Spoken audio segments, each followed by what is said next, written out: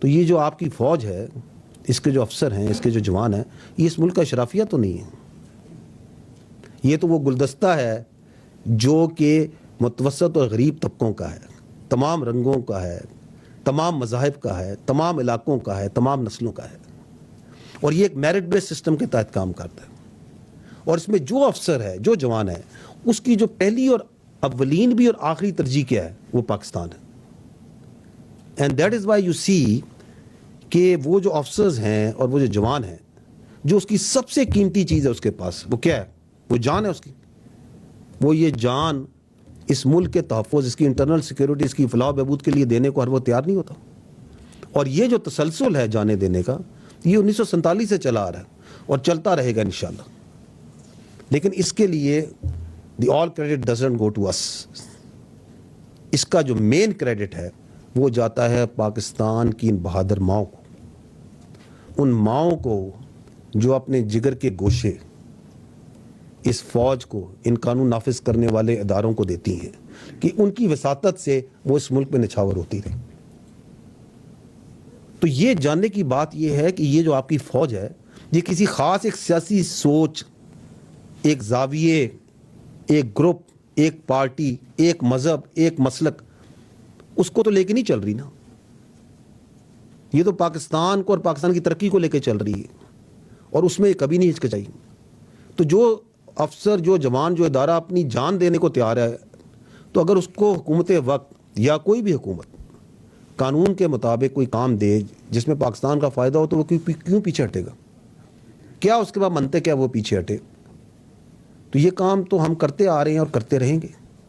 اور آپ کو یہ بھی پتہ ہونا چاہیے کہ ہم سب کی ایک سمجھتے ہیں کہ اس وقت جو معاشی آپ کی سیکیورٹی ہے، جو اکنامک سیکیورٹی ہے، اس کا ایک بہت بڑا چیلنج ہے پاکستان کو.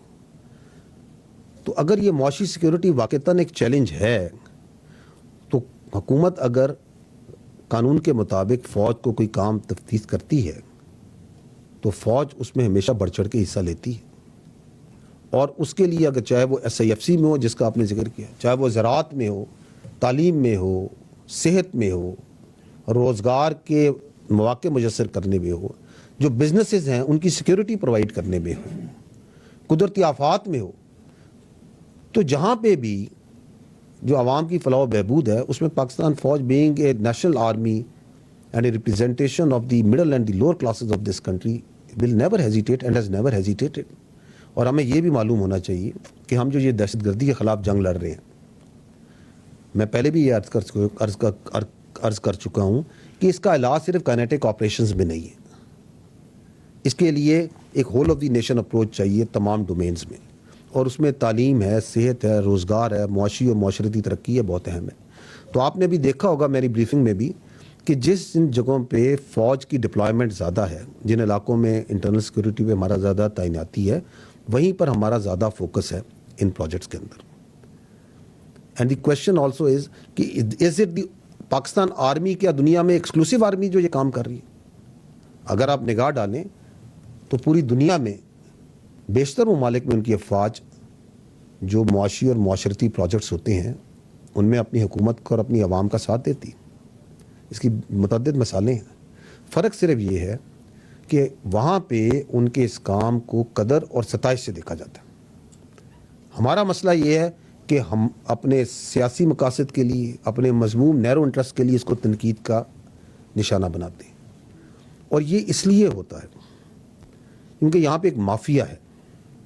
مجھے افسوس کے ساتھ کہنا پڑتا ہے کہ یہاں پہ ایک مافیا ہے جو یہ نہیں چاہتا کہ پاکستان کی عوام ترقی کرے اور اس کی فلاح و بہبود ہو. وہ مافیا یہ سوال تو نہیں کرتا کہ جس اشرافیہ کی ذمہ داری ہے کہ تعلیم کو یقینی بنائیں، صحت کو، روزگار کو، بزنسز کو یقینی بنائیں، وہ ان پہ سوال نہیں کرے گا. وہ یہ سوال نہیں کرے گا کہ ان چیزوں کی وجہ کیا پرابلمز ہیں، کیا ایشوز ہیں جن کی وجہ سے یہ چیزیں عوام کی فلاح و بہبود نہیں ہو رہی، اور کس طریقے سے ان مسائل کو ہم مل کے حل کر سکتے ہیں. اس کو تکلیف اس بات پہ ہے کہ فوج کیوں عوام کی فلاح و بہبود اور ترقی اور پاکستان کو آگے بڑھنے کے لیے کام کر رہی ہے. کہیں خدا نخواستہ اس کی وجہ یہ تو نہیں کہ یہ مافیا سمجھتا ہے کہ اس کی کامیابی عوام کو مجبور اور غریب رکھنے میں ہے تاکہ اس کا استحصال کر سکے. میں پہلے بھی اس فورم پہ کہہ چکا ہوں اور میں آج دوبارہ یہی بات کہوں گا کہ جب آپ کے گھر میں آگ لگی ہو تو سوال یہ نہیں کرتے کہ تم آگ بجھانے کیوں آئے ہو. ہاں وہ یہ سوال ضرور کرے گا جس نے یہ آگ لگائی ہے یا اس کو اس آگ لگانے میں فائدہ ہے. ضروری یہ بات ہے کہ اس سوال کو کرنے والے کو اور اس آگ کو لگانے والے کو پہچانیے, کیونکہ پاکستان انفارچونیٹلی بدقسمتی سے وہ یہ سمجھتا ہے کہ پاکستان کی تباہی میں اس کی کامیابی ہے, اور ہمیں یہ چاہیے کہ ہم اسے پہچانیے, اس مافیا کو پہچانیے اور اس کو یک زبان ہو کر ایک جواب دیں کہ تم جو کچھ کر لو, nothing can and nothing will stop us from doing what we do. So we can take the next question.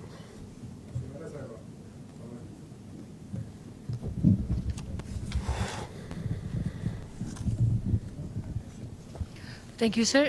Samira Khan from Samaa tele vision. سر ایک ہمیشہ آپ کی پریس بریفنگس کے اندر ہم دیکھتے ہیں کہ you have a lot of focus on کربنگ on illegal spectrum, اور الیگل اسپیکٹرم اس کے ساتھ بارڈر مینجمنٹ, یہ آپ کی بریفنگز میں کافی اس کے اوپر آپ ڈسکشن بھی کرتے ہیں, you try to explain all the things, مگر جو ایک امیجیٹ ریئیکشن آتا ہے اس کے اوپر جو کہ بہت سارے سوالات کو جنم دیتا ہے کہ بارڈر پر تو فوج اور ایف سی ہے, پھر اسمگلنگ کیوں ہو رہی ہے, بارڈر پر جب فینس لگ چکی ہے تو انفلٹریشن کیوں ہو رہی ہے, اور ایرانی خام تیل ہو, برانڈڈ سگریٹس ہوں, پیٹرول ہو, ڈرگز ہو, جو بھی ہو, تو اگر یہ بارڈر سے ہی ہو رہا ہے اور اس کا راستہ انلیگل اسپیکٹرم کے لیے کھل رہا ہے تو پھر اس میں فوج کا, فینس کا کیا کردار رہ جاتا ہے؟ میں چاہوں گی اس پر بھی آپ اپنا رد عمل دیں, اور سب سے بڑی چیز یہ کلیئر کر دیں کہ انلیگل اسپیکٹرم سے کے حوالے سے سب سے بڑی مخالفت آپ کو خود کیا لگتا ہے کہ اس جانب سے, کن کوارٹرز کی جانب سے آ رہی ہے؟ بہت شکریہ. I think you are talking in context of our last briefing that we had, جہاں پہ ہم نے لیگل اسپیکٹرم کی بات کی اور کس طرح یہ لیگل اسپیکٹرم جو اربوں روپیہ غیر قانونی کا سرپرستی کرتا ہے اس کرمنل مافیا کی اور دہشت گردی کی.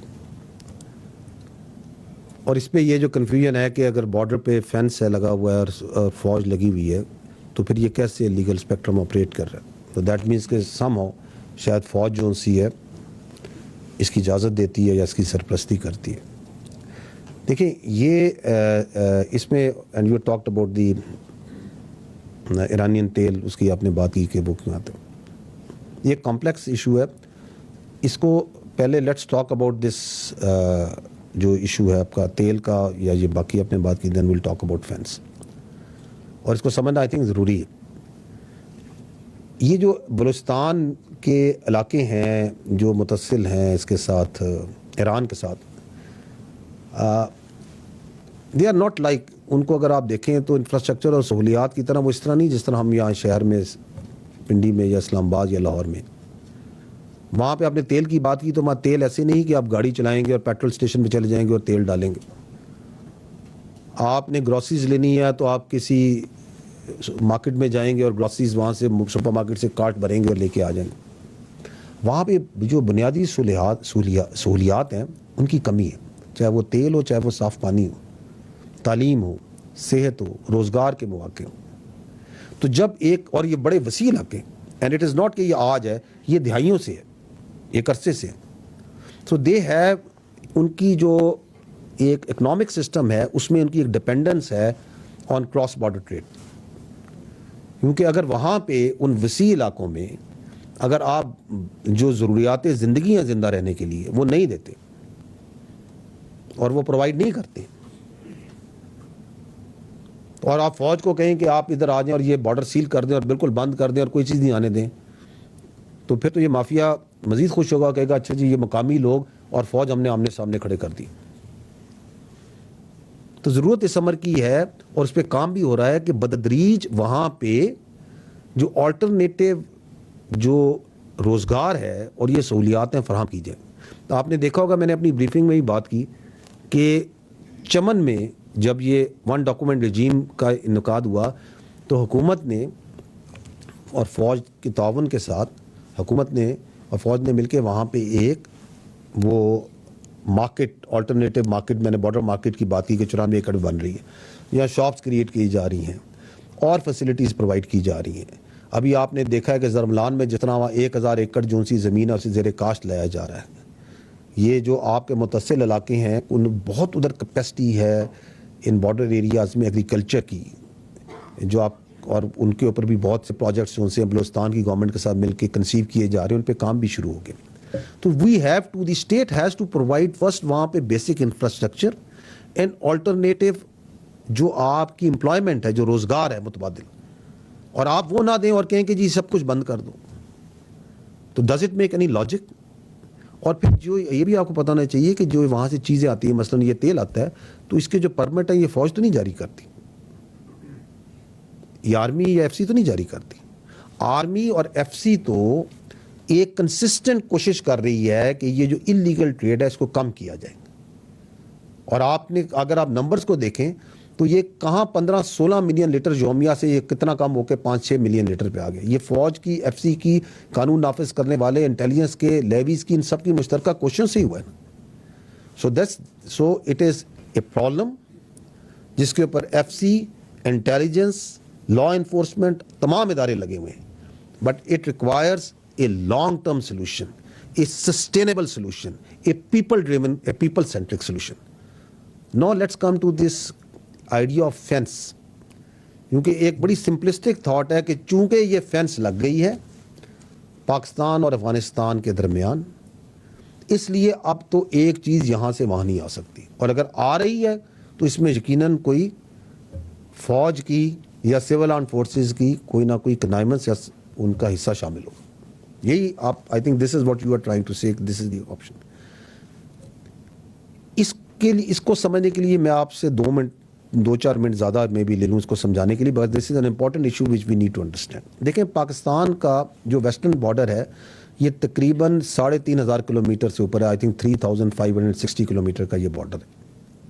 اس میں جو افغانستان کا حصہ ہے وہ 2600 آئی تھنک کچھ کلومیٹر ہے, اور جو ایران کے ساتھ ہمارا ہے وہ آئی تھنک 950 کلومیٹر کے قریب ہے. تو یہ جو بارڈر ہے یہ بڑا ایک ٹف ٹیرین ہے, جیسے ہم کہتے ہیں نا, اٹس اے ویری دشوار اور طویل بھی ہے اور دشوار بھی. اس پہ جب فینس لگائی تو اس فینس کے لگانے سے جو غیر قانونی آمد و رفت ہے, نقل و حرکت ہے, یقیناً اس میں کمی بھی آئی, وہ چینلائز بھی ہوئی اور اس کے فائدے ہوئے. لیکن یہ کہنا کہ اب یہ فینس چونکہ لگ گئی ہے اور اس پہ ایک سیکورٹی لگ گئی ہے تو اب تو ایک پرندہ بھی دم نہیں ادھر سے مارے گا, تو یہ اس کا مطلب that is not the correct understanding of the ground situation.